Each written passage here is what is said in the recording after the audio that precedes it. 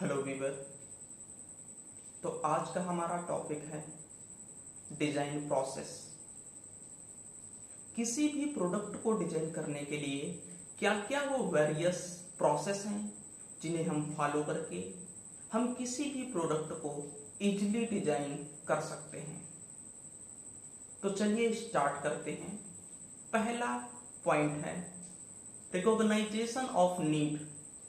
Recognition of need, the crucial to solving any design problem is to begin by asking the right question. It means किसी भी product की problem को sort out करने के लिए question का होना अत्यंत ही आवश्यक है।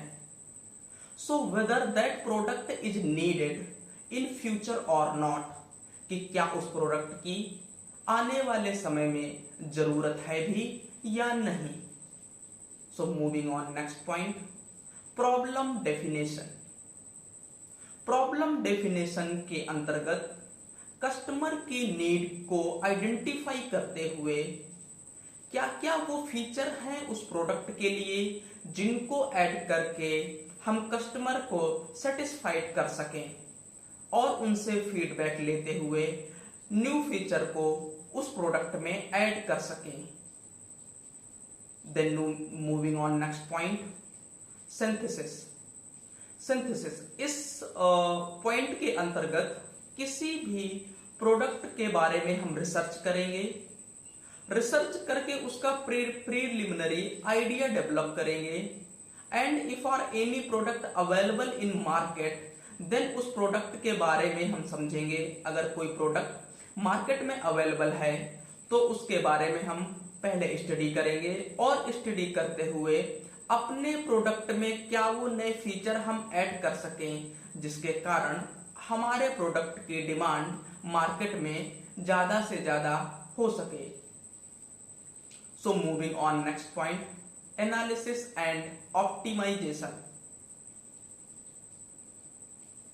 एनालिसिस एंड ऑप्टिमाइजेशन के अंतर्गत किसी भी प्रोडक्ट में फीचर को ऐड करने पर कई प्रकार के वेरियर क्रिएट होते हैं।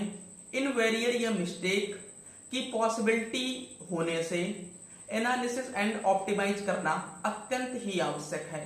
किसी भी प्रोडक्ट को डिजाइन करते समय उस प्रोडक्ट के कांस्टेंट पैरामीटर को डिटरमाइन करते हैं और फिर उस प्रोडक्ट में जो भी मिस्टेक हुई है उससे कस्टमर से एक फीडबैक फॉर्म फिल करा करके उस मिस्टेक को हम पूरी तरीके रिमूव करने की कोशिश करते हैं।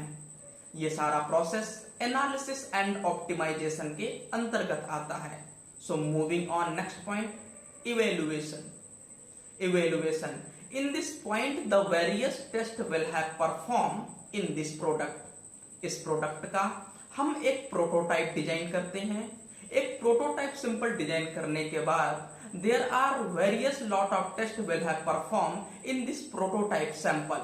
इस प्रोटोटाइप सैंपल में हम कई टाइप के टेस्ट परफॉर्म करते हैं, बाय मैनुअली, बाय मशीनरी के माध्यम से, बाय कंप्यूटर के माध्यम से, या हम मैनुअली भी कई टेस्ट परफॉर्म करते हैं। इन टेस्ट को परफॉर्म करने के बाद अब हम प्रोडक्ट को मार्केट में सप्लाई करते हैं। सो moving on next point, presentation.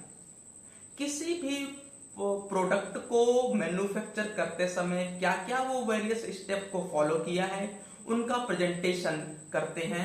Presentation के दौरान हम ऑफिस, एक्सेल, वर्ड, पीपीटी की मदद से प्रेजेंट करते हैं। किसी भी प्रोडक्ट की मॉडलिंग, उसकी डायमेंशन, उसका क्लासिफिकेशन बहुत ही आवश्यक है। इन सारी चीजों को डिस्क्राइब करते हैं उनके प्रेजेंटेशन के दरमियान। प्रेजेंटेशन को एक्सप्लेन करने के लिए हम उसमें 2D ड्राफ्टिंग या 3D मॉडलिंग के बिहाफ पर उस प्रेजेंटेशन को एक्सप्लेन करते हैं। बात अगर 2D ड्राफ्टिंग की करेंगे तो 2D ड्राफ्टिंग के लिए किसी भी प्रोडक्ट का फ्रंट व्यू, उसका साइड व्यू, उसका टॉप व्यू तथा उसका क्रॉस सेक्शन को ब्रीफली डिस्क्राइब करते हैं तथा उस प्रोडक्ट की 3D मॉडलिंग करके उसे प्ले करते हैं ताकि उस प्रोडक्ट को इजीली सिस्टमेटिक ढंग से समझा जा सके। ये फिगर 2D और 3D मॉडलिंग के लिए हम कंप्यूटर एप्लीकेशन ऑटोकैड का यूज करते हैं। इस एप्लीकेशन की मदद से हम किसी भी प्रोडक्ट के क्रॉस सेक्शन को तथा 3D मॉडलिंग को बाय कंप्यूटर डिस्क्राइब कर सकते हैं। तो ये थे वो वेरियस स्टेप जिन्हें हम फॉलो करके किसी भी प्रोडक्ट की डिजाइन को परफॉर्म कर सकते हैं। तो मिलते हैं अगले वीडियो पर। Thank you.